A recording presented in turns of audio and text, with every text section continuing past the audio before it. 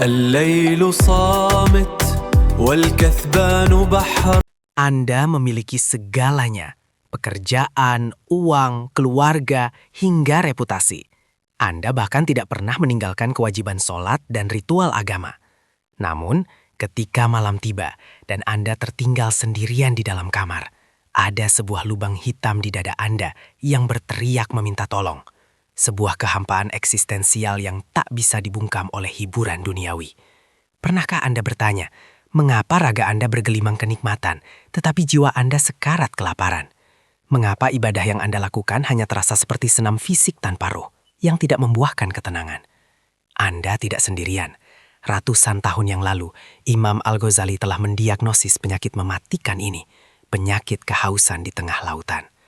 Dalam literatur tasawuf, pusat dari kesadaran manusia bukanlah otak, melainkan qalb atau hati. Para sufi menganalogikan hati manusia sebagai mir'at al-qalb, sebuah cermin kosmik yang dirancang khusus untuk memanturkan cahaya ilahi. Namun, lihatlah cermin hati kita hari ini. Setiap kali kita merasa sombong, setiap kali kita mendewakan harta, setiap kali kita cemas akan masa depan seolah-olah Tuhan tidak ada, satu titik karat menempel di cermin itu. Hingga akhirnya, karat itu menutupi seluruh permukaannya. Kebutaan batin pun terjadi. Inilah alasan mengapa Anda merasa hampa. Cahaya rahmat dan ketenangan dari langit terus memancar setiap detik, namun cermin hati Anda terlalu kotor untuk bisa memantulkannya. Anda terjebak dalam cangkang syariat yang kering, tanpa pernah berani menyelami lautan hakikat. Lalu, bagaimana cara kita membersihkan karat ini? Langkah pertama dalam jalan suluk para salik adalah takhali, pengosongan diri. Ini bukan sekedar membuang harta, melainkan membuang rasa memiliki dari dalam hati. Kosongkan keangkuhan bahwa Anda adalah pencipta takdir Anda sendiri.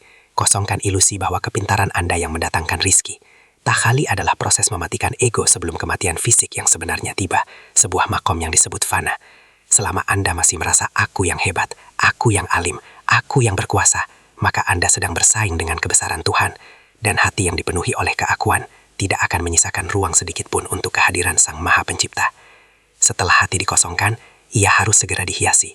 Inilah tahali. Dan senjata paling mematikan untuk menghiasi hati adalah tafakur. Rasulullah SAW bersabda dan dikuatkan oleh para ulama hakikat, tafakur sesaat jauh lebih baik daripada ibadah setahun. Mengapa? Karena ibadah tanpa tafakur seringkali hanya membesarkan ego kesolehan kita. Namun, tafakur merenungi kelemahan diri di bawah kebesaran semesta, menyadari detak jantung yang berdegup murni karena belas kasihnya, akan meremukkan kesombongan. 1 jam Anda duduk terdiam, mematikan interupsi dunia, lalu menatap ke dalam relung batin, hingga Anda menangis menyadari betapa fakirnya Anda di hadapan Allah.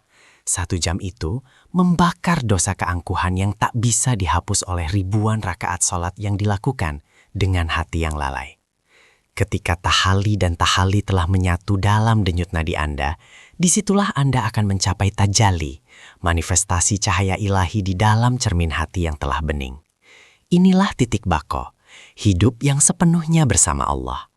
Di makam ini, ketakutan akan kemiskinan lenyap, kecemasan akan masa depan sirna, caci maki manusia tak lagi melukai, dan pujian tak lagi meracuni. Anda kini memahami, dunia ini hanyalah bayangan yang lewat, dan Anda tidak lagi mengejar bayangan. Hentikan pelarian Anda hari ini. Duduklah dalam hening, pejamkan mata Anda. Mulailah tafakur, bersihkan cermin hatimu, dan biarkan sang kekasih sejati menampakkan wujudnya di dalam kedamaian batin Anda.